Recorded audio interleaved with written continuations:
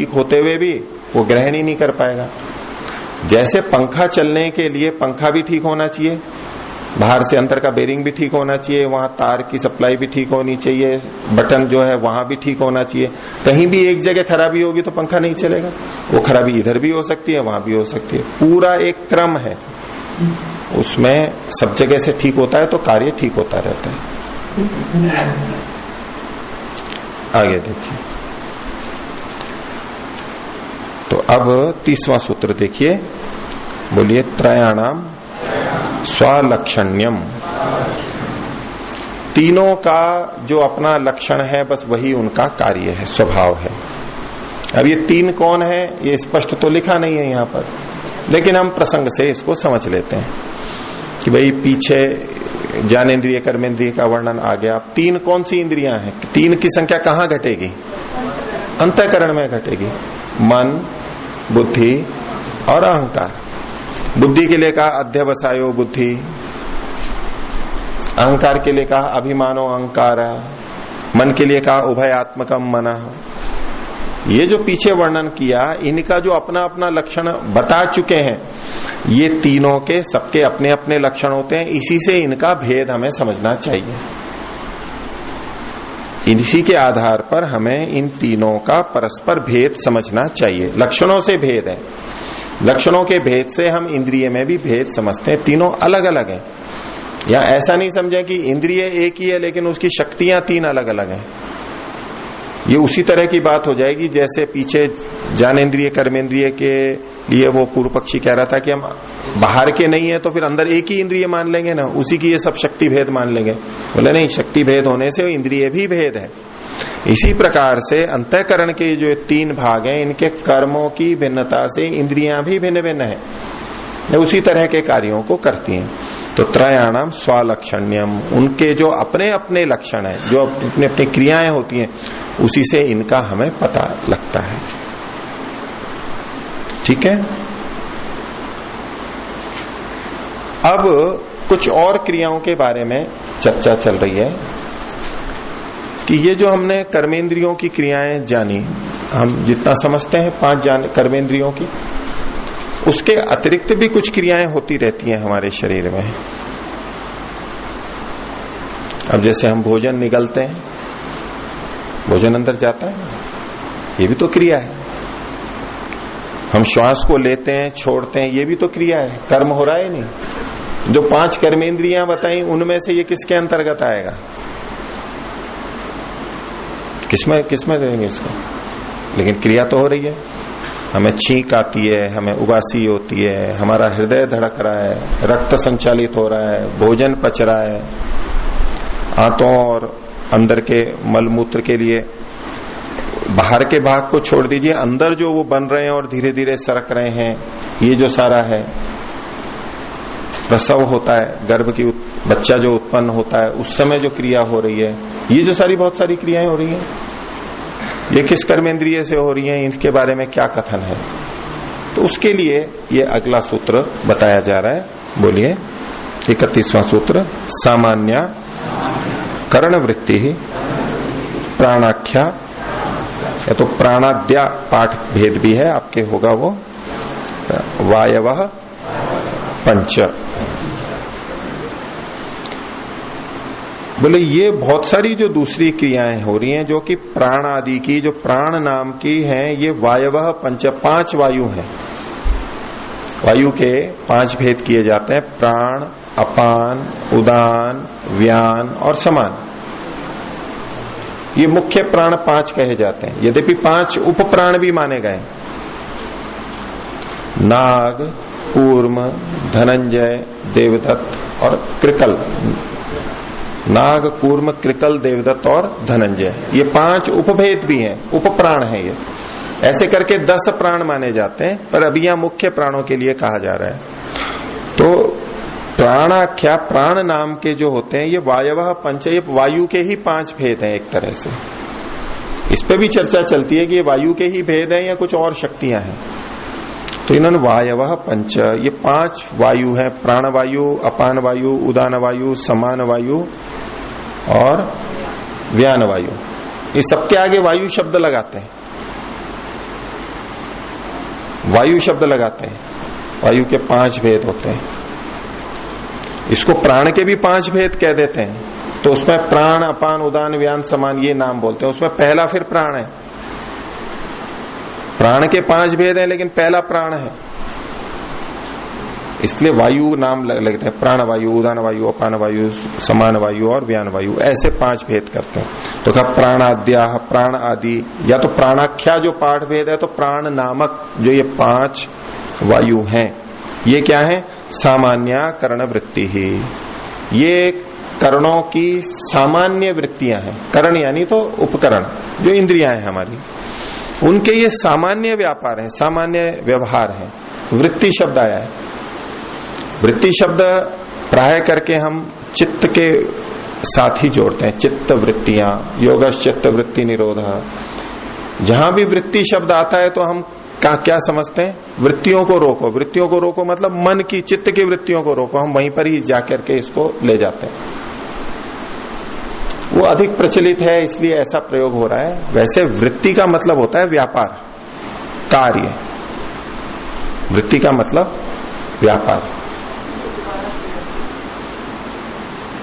जैसे संस्कृत के अंदर कहा भी जाता है, जैसे हम कहते हैं ना, आप क्या कार्य करते हैं, आपकी आजीविका का क्या है, आपकी वृत्ति क्या है, ये वृत्ति का मतलब है। एक वृत्ति ये होता है कि भाई इसकी आदमी की वृत्ति ठीक नहीं है, यानी प्रवृत्ति, भावना ठीक नहीं है, वो वृत्ति, विचार ठीक नहीं है, वो एक अलग अर्थ में वृत्ति होता है। लेकिन जो कार्य करते हैं, कोई दुकान का करता है, कोई नौकरी करता है, कोई कंप्यूटर का कार्य करता है, कोई सेवा और कुछ करता है, इसको भी वृत्ति बोलते हैं। वे हमारी कैसी वृत्ति है? बोले कृषि वृत्ति करता हूं मैं अध्यापन, मेरी अध्यापन वृत्ति है, मैं अध्यापन का कार्य करता हूं, ऐसे।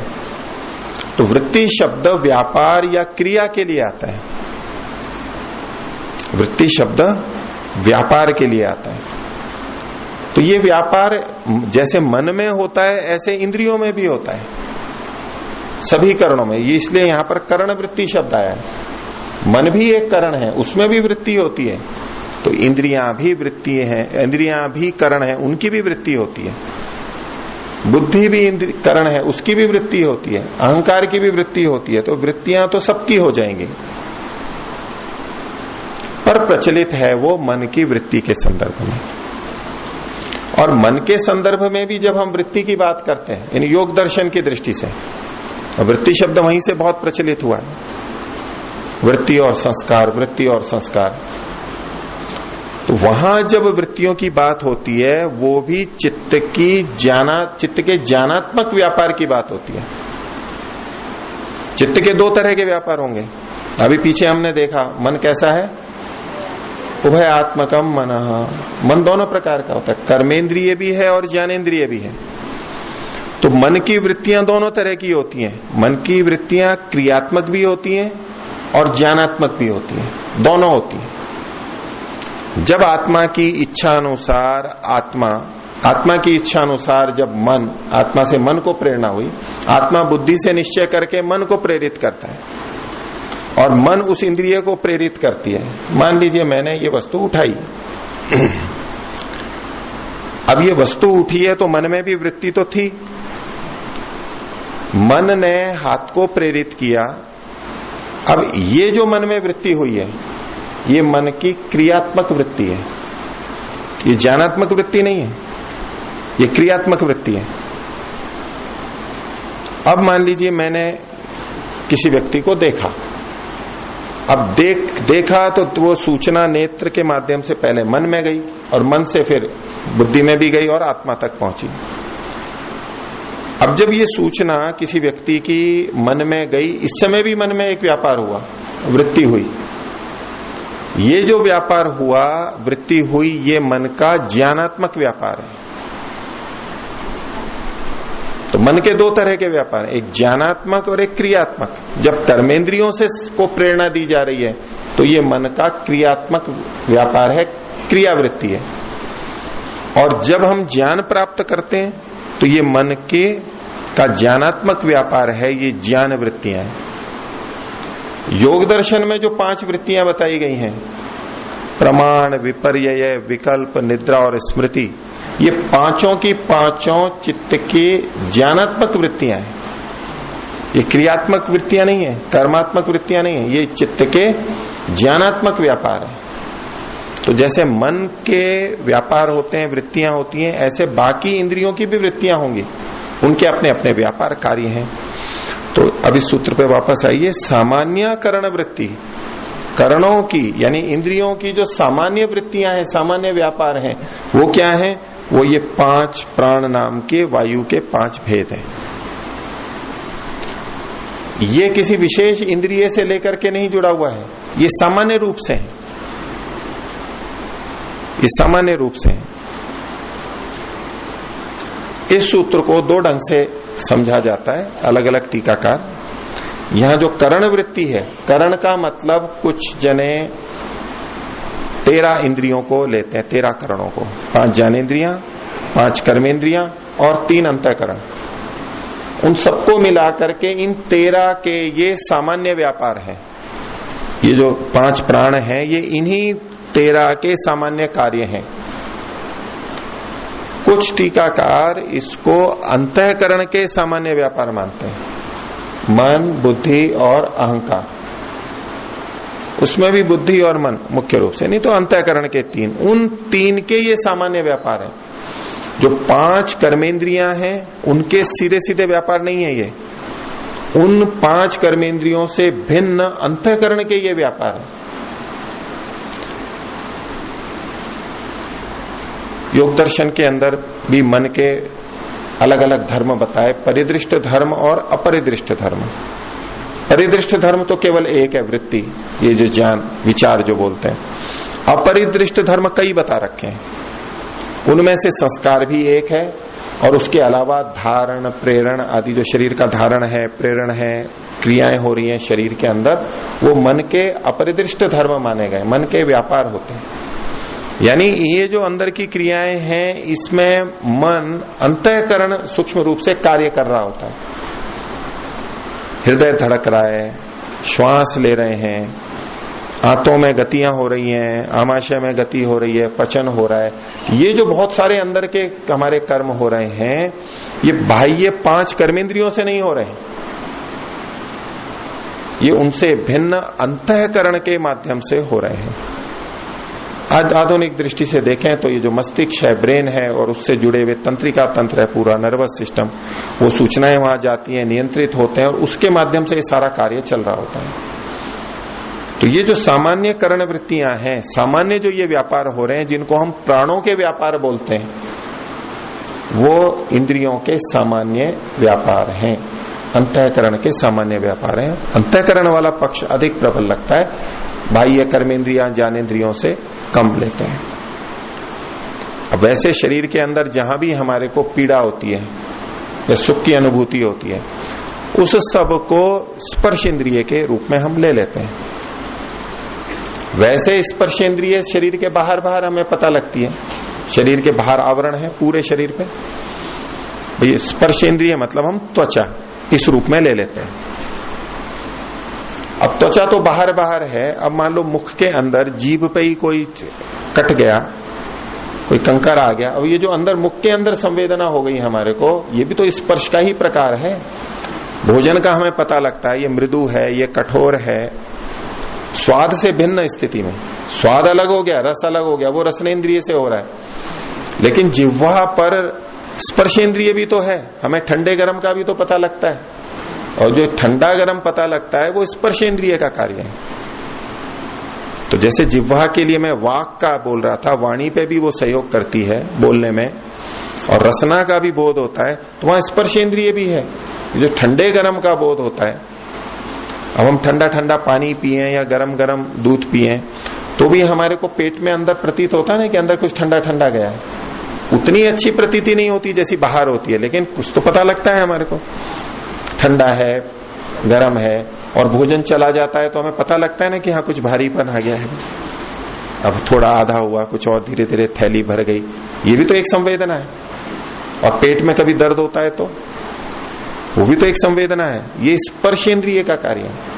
इसी तरह पेट में अन्य भी जगह पे हमें कभी पीड़ा होती है, कभी भारीपन लगता है, कभी हल्कापन लगता है, तो वहां त्वचा बाहर वाली न होते हुए भी अंदर जो ये सारी संवेदना होती है, ये स्पर्शेंद्रिय का ही कार्य माना जाता है।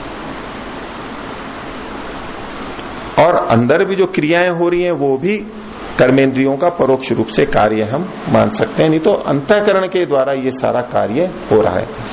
तो सामान्य करण वृत्ति, इंद्रियों की, करणों की जो सामान्य वृत्तियां हैं, ये प्राणाख्या वायव पंच, ये 5 होते हैं।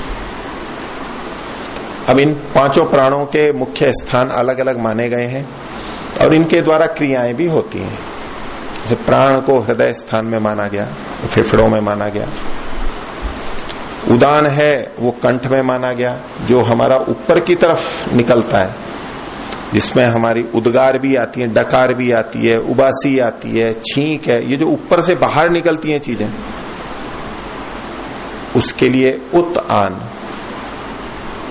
प्र अन, अन जो है ना ये सब में जुड़ा हुआ है, प्रकर्ष रूप से गमन। उत माने ऊपर, ऊपर जो चीजें आती हैं, उदान। व्यान, वी आन, वी मतलब चारों ओर से, जो पूरे शरीर में रक्त का परिभ्रमण हो रहा है, ये व्यान वायु भ्रमण करा रहा है। समान, सम आन, इस समान वायु के लिए कहा जाता है ये हमारे में पाचन करता है।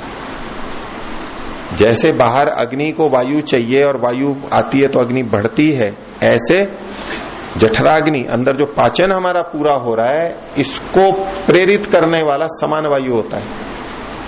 कब कौन सा पाचक स्राव निकले, क्या हो, गति हो, ये जो पाचन से संबंधित क्रियाएं हो रही हैं वो समान वायु करता है, वो समान वायु नाम दिया गया।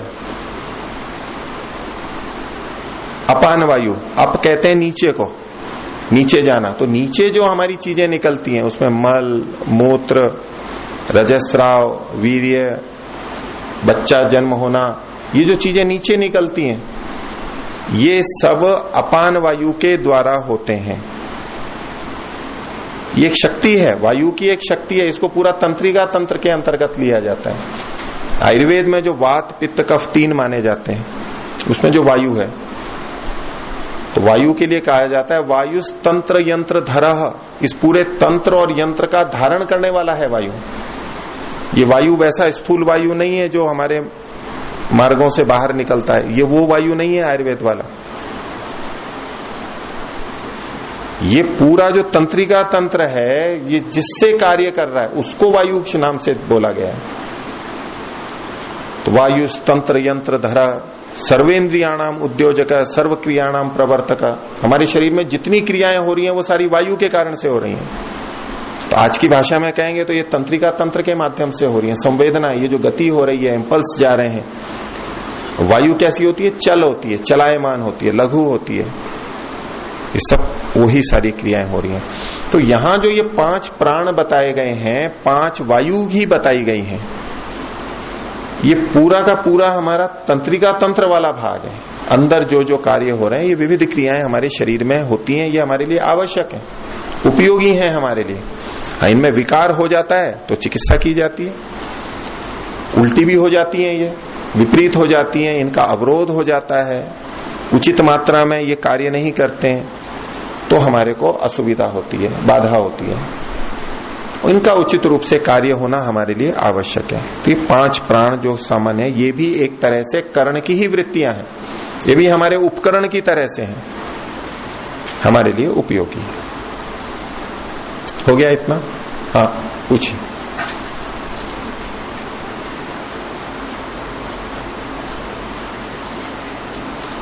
और किन्हीं को?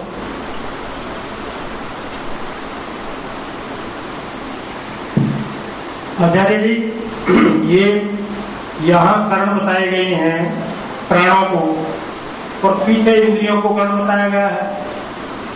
तो कर्ण किसको माना जाए?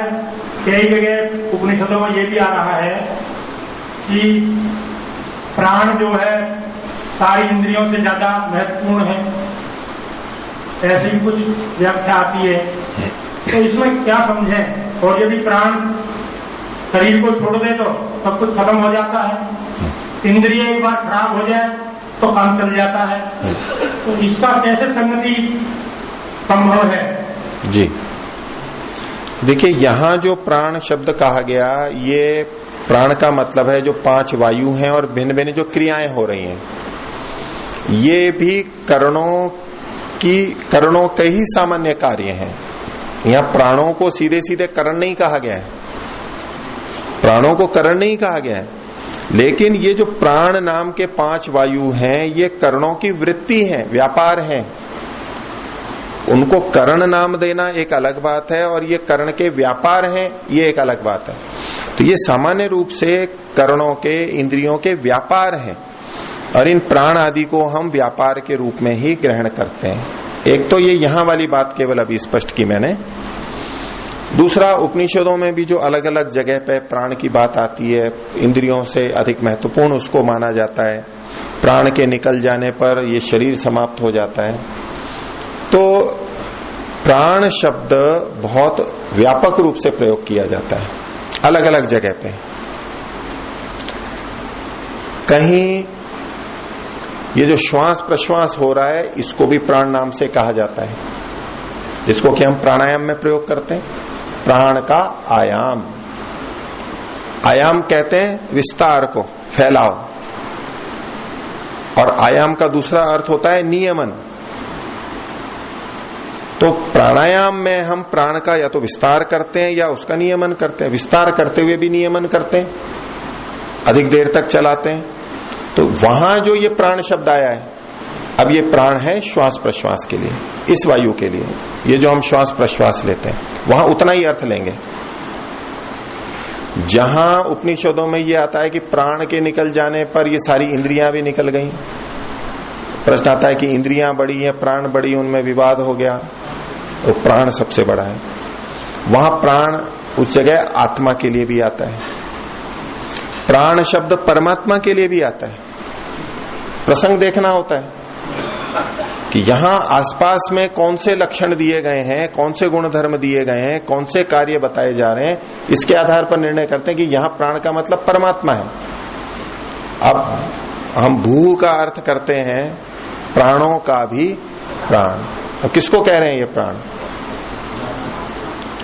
प्राण भी है और वो प्राणों का भी प्राण है, वो परमात्मा को बोल रहे हैं।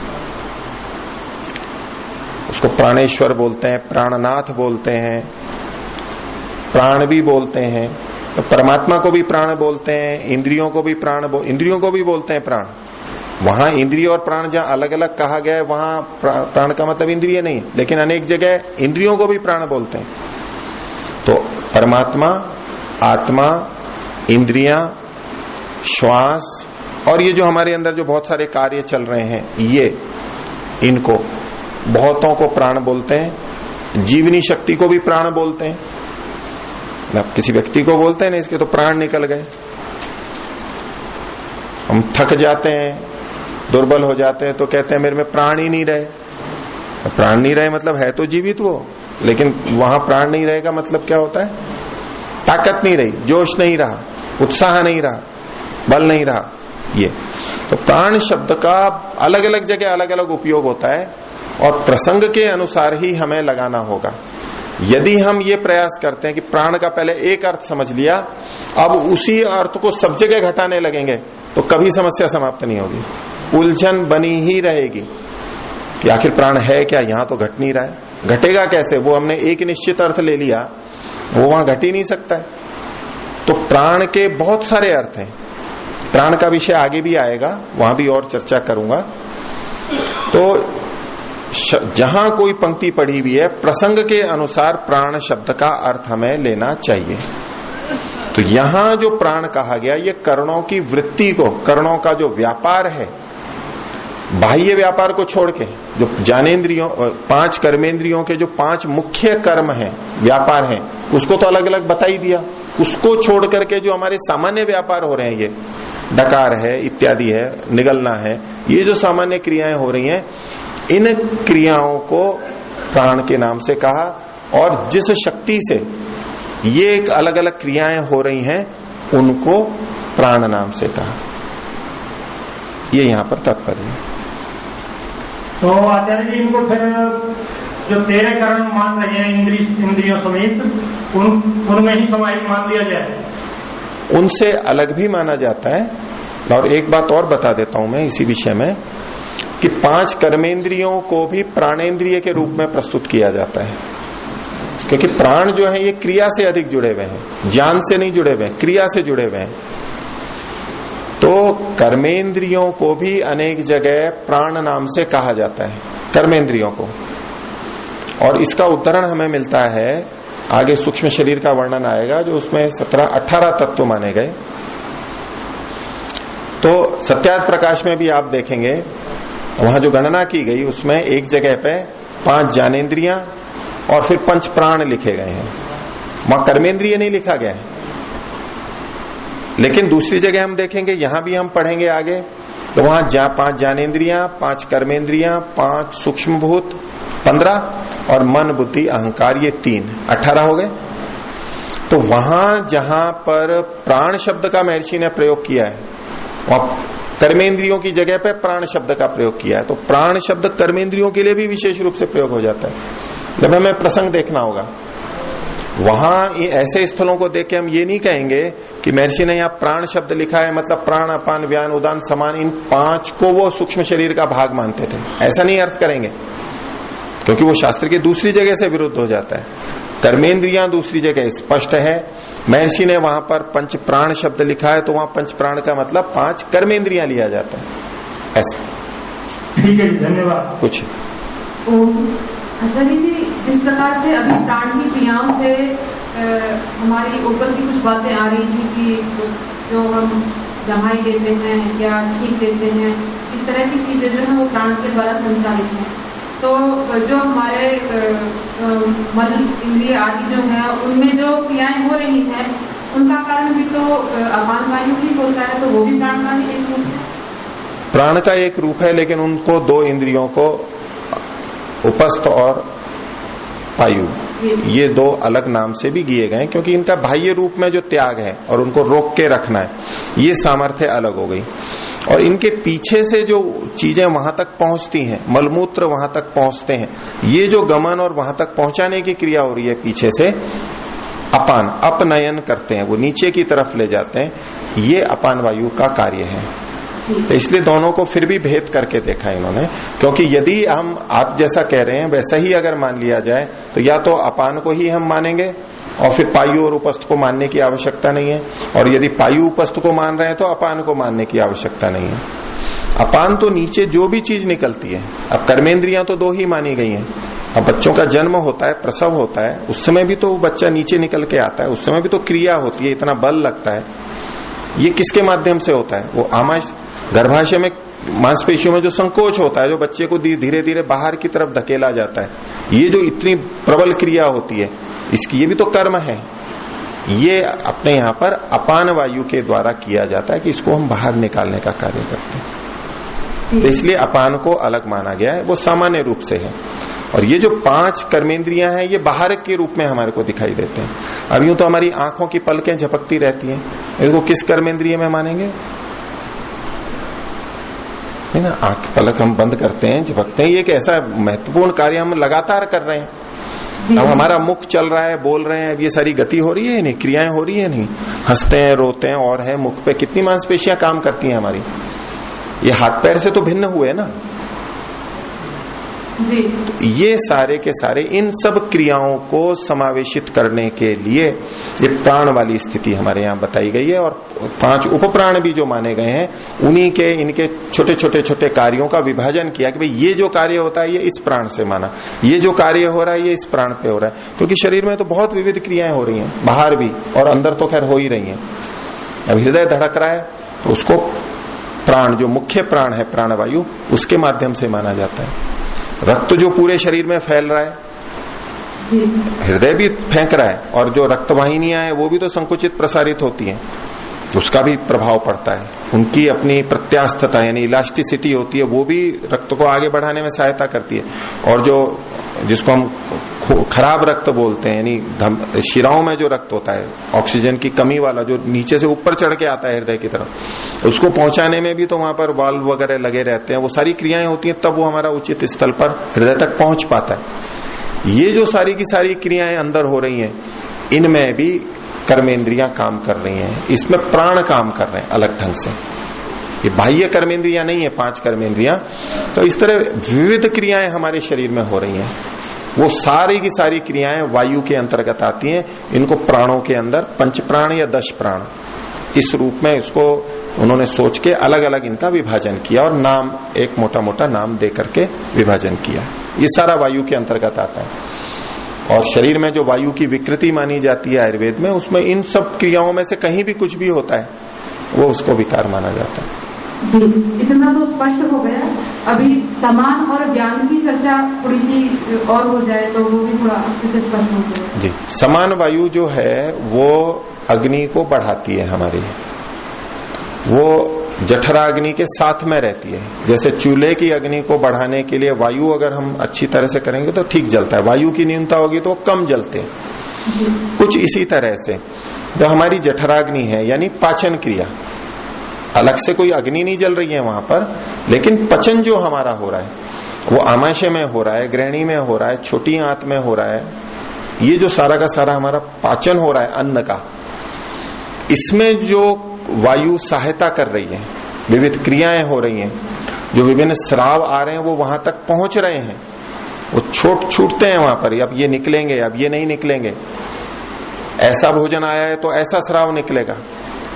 अब यदि हम घी वाली चीजें अधिक खा रहे हैं तो यहीं से मुख से ही संकेत चला जाता है मस्तिष्क को कि घी वाली चीज अधिक आ रही है, पित्त को अधिक छोड़ना है घी के पाचन के लिए, उसके एसिमिलेशन के लिए, उसका जो छोटे छोटे कण बनते हैं उसमें पित्त काम करता है घी को, और तब वो पच पाता है। तो यहीं से ही संवेदनाएं शुरू हो जाती हैं। ऐसा भोजन आ रहा है, आमाशय में चला गया, अब आंत में आ रहा है, तो अब ये स्राव होना है। ये जो सारा तंत्र है, तंत्रिका तंत्र का, ये सूचनाएं आना जाना, ये सारा वायु के तंत्रिका तंत्र से हो रहा है। तो पाचन से संबंधित जितनी भी क्रियाएं हो रही हैं ये समान वायु का कार्य है। तो समान वायु में विकार आ जाएगा तो पाचन से संबंधित विकार शुरू हो जाएंगे। ये भी एक तरह से प्राण का विकार कह सकते हैं, समान प्राण का विकार कह सकते हैं। व्यान का, व्यान जो है ये पूरे शरीर में चलने वाला, वो रक्त संचार परिभ्रमण और सारी संवेदनाएं सूचनाएं जो इधर से उधर आती जाती हैं। तो रक्त भी हो गया, श्लेष्म जो होता है हमारा लिम्फेटिक तंत्र होता है वो भी, उसमें भी जो भी कुछ आना जाना इधर उधर चलता है व्यापक रूप से पूरे शरीर में, वो व्यान वायु के माध्यम से आना जाता है। ऐसा कुछ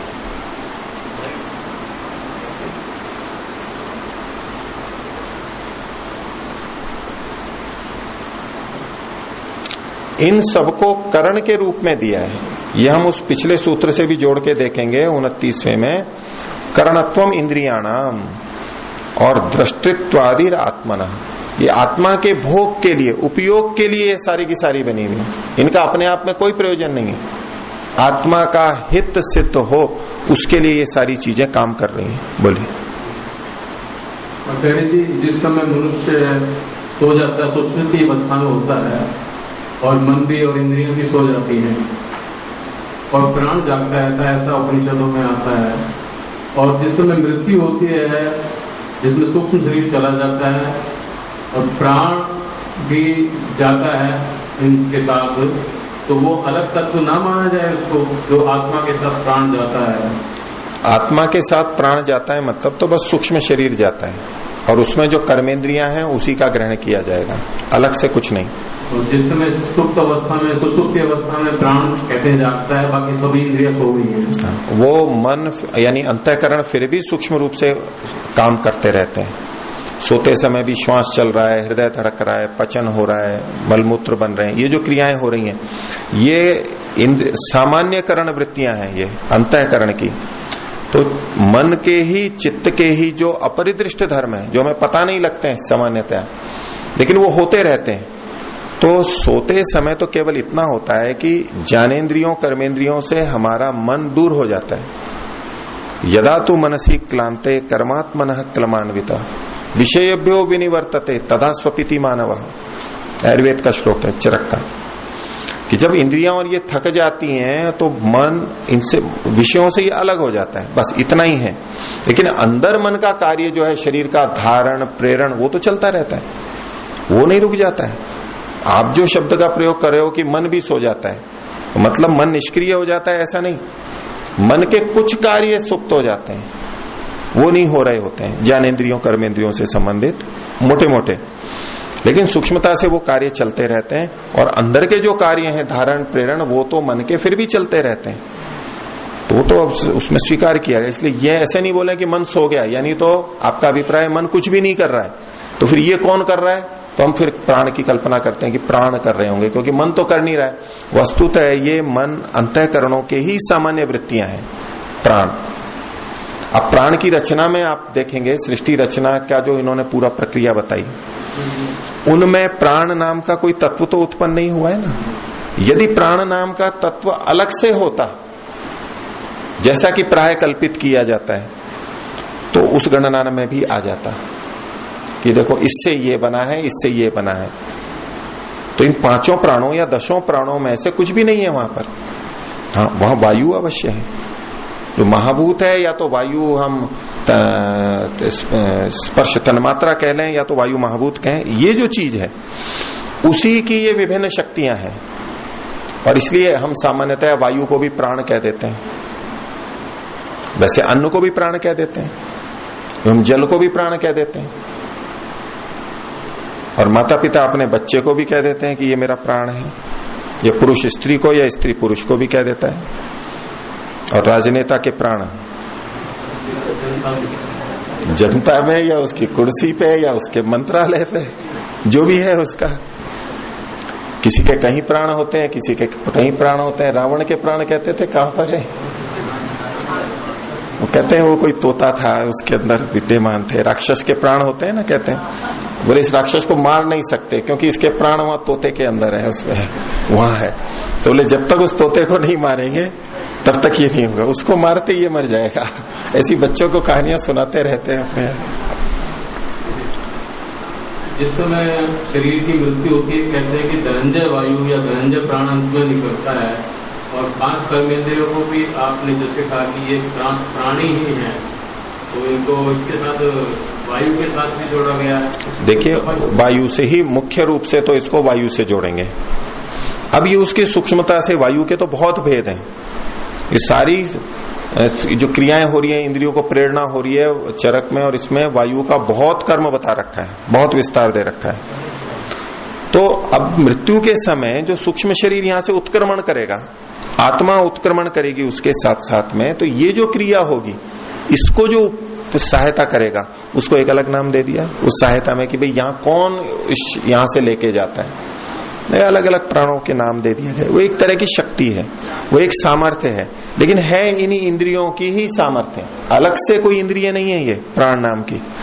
इन्हीं की शक्ति सामर्थ्य को हम प्राण नाम से कहते हैं, इन्हीं के अलग अलग क्रियाओं को प्राण नाम से कहते हैं। ईश्वर को प्राण स्वरूप कहा जाए या प्राणों का प्राण? प्राणों का प्राण कह लो, प्राण स्वरूप कह लो, सब घटेगा उसमें। और ईश्वर को भी कई जगह प्राण शब्द ईश्वर के लिए ही आता है, वहां हमारे को प्रसंग से पता लगता है ये प्राण का मतलब यहाँ पर क्या है। भाई यहाँ पर वायु वाला प्राण तो हम ले ही नहीं सकते, घटेगा ही नहीं वहां पर। वहां जो लक्षण होते हैं, तात्पर्य जो निकाला जाता है वाक्य का, कि यहाँ आसपास में कौन से चिन्ह दिए गए हैं। कल जो मैं मीमांसा की बात बोल रहा था, श्रुति लिंग वाक्य प्रकरण स्थान समाख्या, उसमें लिंग यानी लक्षण, वहां कौन से लक्षण दिखाई दे रहे हैं उनसे पहचान हो जाएगी कि ये होगा। अब राम शब्द बोलेंगे तो कौन से राम का ग्रहण करेंगे? राम शब्द, ऐतिहासिक राम तो कई हो चुके हैं ना। एक लक्ष्मण के भाई राम है, एक परशुराम है, और एक बलराम है। 3 राम होते हैं ना। लेकिन प्रसंग अगर आएगा कृष्ण के साथ में आएगा तो राम शब्द का मतलब बलराम ही लेंगे, और वो नरसंहार और वो जो सारी बातें आएगी तो हम परशुराम ही लेंगे उसका अर्थ। और सीता के साथ वर्णन आएगा, लक्ष्मण के साथ आएगा तो हम दशरथ पुत्र राम को लेंगे। कैसे निर्णय किया हमने कि आसपास में जो चिन्ह लक्षण दिखाई दिए, हमें पहले से पता है कि ये इससे संबंधित है, ये इससे संबंधित है, उसके आधार पे हम निर्णय करते हैं। ये हम जैसे सामान्य भाषा में करते हैं, ऐसे शास्त्रों में भी प्राण के बारे में करना आवश्यक है। नहीं तो प्राण के बारे में उलझन बनी ही रहेगी। वहां ये कहा, वहां ये कहा, ये समझ में ही नहीं आ रहा है प्राण। ये अध्यात्म के क्षेत्र में प्राण एक बहुत उलझा हुआ विषय है। कहीं कुछ शास्त्रों को देखेंगे तो बड़ा विचित्र लगेगा। हाँ, जो शास्त्रों को नहीं देखते हैं, किन्हीं से भी सीखा है, सुना है, उन्होंने जो बता दिया वो मान लिया, उन्होंने एक निश्चित अर्थ बता दिया, उसको तो कोई भ्रांति नहीं होगी, वो तो एक ही अर्थ देखेगा। पर जब वो किसी दूसरे को सुनेगा तो देखेगा ये प्राण शब्द का प्रयोग ये तो कुछ और ही अर्थ में कर रहे हैं, ये तो प्राण कुछ और मानते हैं, वो प्राण को कुछ और मानते हैं। तो ऐसे बताने वालों में भी दृष्टि भेद हो जाएगा, सुनने वाला भ्रांति में जाएगा, और शास्त्रों को पढ़ेंगे तो भी भ्रांतियां हो जाएंगी। इसका एकमात्र उपाय ये है कि हम इस बात को समझ लें कि प्राण शब्द का प्रयोग अनेक अर्थों में शास्त्रों में किया गया है। हम ये समझ लेते हैं कि ये शब्द प्रयोग किया है तो सब जगह एक ही अर्थ में किया गया होगा, ये समझ के जब हम चलेंगे तो कभी भ्रांतियां नहीं मिटने वाली हैं प्राण के बारे में। तो आसपास के लक्षणों को देख करके कहते हैं कि यहाँ प्राण शब्द का आत्मा के लिए प्रयोग है, यहाँ परमात्मा के लिए है, यहाँ वायु के लिए है, यहाँ इसके लिए है, ऐसे ऐसे हमें निर्धारण करना चाहिए। ये इसका उपाय है। पूछिए। कर्मेंद्रियों के ही व्यापार हैं ये, जो कर्ण वृत्ति शब्द प्रयोग किया है ना, ये कर्मेंद्रियों के ही व्यापार हैं। कर्मेंद्रियों ना कह करके आप कहो इंद्रियों के व्यापार है, अंतःकरण के व्यापार है, ऐसा कह लीजिए, मन के व्यापार हैं ये। ज्ञानेन्द्रियों में नहीं आएंगे ये, आएंगे तो कर्मेंद्रियों में ही, क्योंकि प्राणों से विभिन्न व्यापार होते हैं। प्राणों से कुछ जाना जाता हो ऐसा आपको वर्णन नहीं मिलेगा कहीं भी। हाँ, इंद्रियों के लिए भी प्रयोग होता है, तो कर्मेंद्रिय या कहीं ज्ञानेन्द्रिय के लिए भी हो रहा, वो बहुत कहीं कहीं मिलेगा। अधिकतर प्राण का जब भी वर्णन आएगा, कोई कहेगा भाई इस प्राण से ये हो रहा है, इस प्राण से ये क्रिया हो रही है, इस प्राण से ये क्रिया हो रही है, प्राण का संबंध क्रिया कर्म के साथ में आपको मिलेगा। इसलिए इसको कर्मेंद्रियों के वर्ग में ही रखेंगे, कर्मेंद्रियों के या तो अंतःकरण के भी, मन के भी, क्योंकि मन तो दो उभय इंद्रिय है, वह कर्मेंद्रिय भी है, ज्ञानेन्द्रिय भी है। तो मन का जो क्रियात्मक व्यापार है उससे जोड़ करके प्राणों को हमें देखना चाहिए, और वो विभिन्न विभिन्न क्रियाएं हमारी होती हैं। जो आंख से भी मल निकलता है, कान से मल निकलता है, इसमें भी तो कुछ प्रयत्न होता है ना, वहां पर नाक से निकलता है, इन सब का जो ये भार स्राव हो रहा है, पसीना निकलता है हमारे त्वचा से, श्वेत नलिकाओं से, ये भी तो क्रियाएं हैं मलों के निष्कासन की।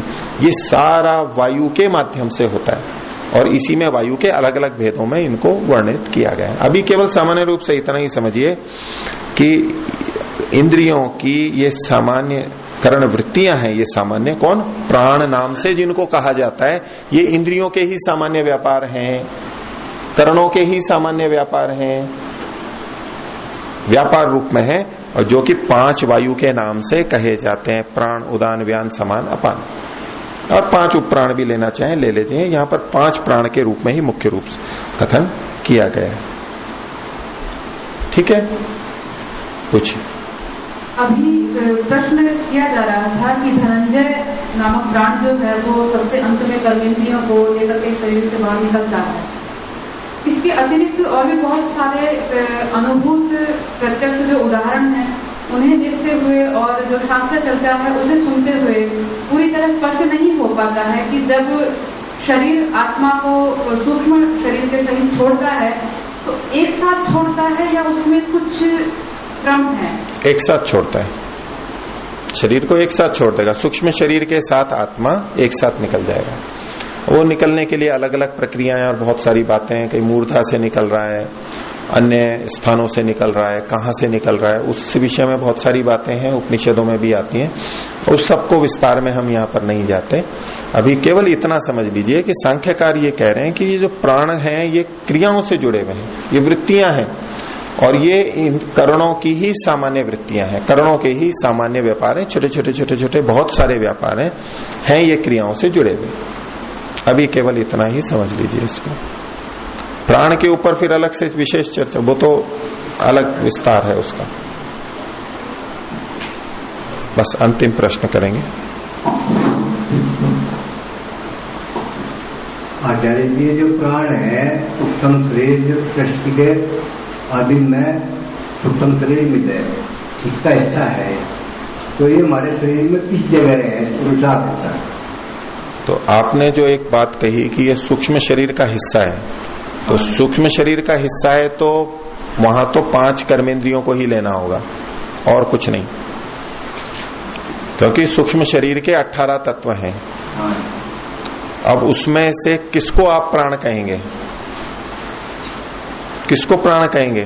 अगर इन 18 के अतिरिक्त प्राण मानेंगे तो वो संख्या 18 नहीं होगी, गिना रखी, आगे सूत्र आने वाला है, ये प्रसंग आएगा आगे।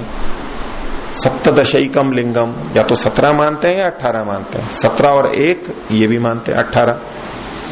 अंतःकरण को 3 या 2 मान करके वहां संख्या का भेद है, 17 या 18। बाकी प्राण का अलग से कोई गणना नहीं है वहां पर, प्राण की अलग से गणना नहीं है, ये इंद्रियों के व्यापार हैं। और व्यापार मतलब ये कर्मेंद्रियों से जुड़े हुए हैं। तो आप कर्मेंद्रियों के रूप में प्राणों को मान करके कहें कि सूक्ष्म शरीर में जब हमें मिलता है ये सृष्टि के प्रारंभ में, तब प्राण भी साथ में होता है, तो वहां मतलब जाएगा कि कर्मेंद्रियां साथ में होती है, बस सूक्ष्म कर्मेंद्रियां वो साथ में होती है, इतना ही अर्थ लेना चाहिए इसका। तो अभी पाठ को इतना ही रखते हैं। प्रणव ध्वनि।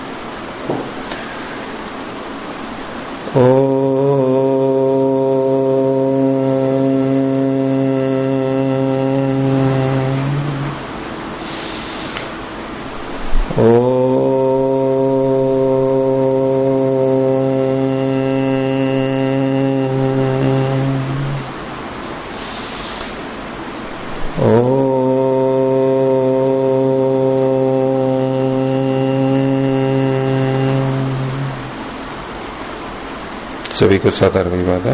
ओम शांति।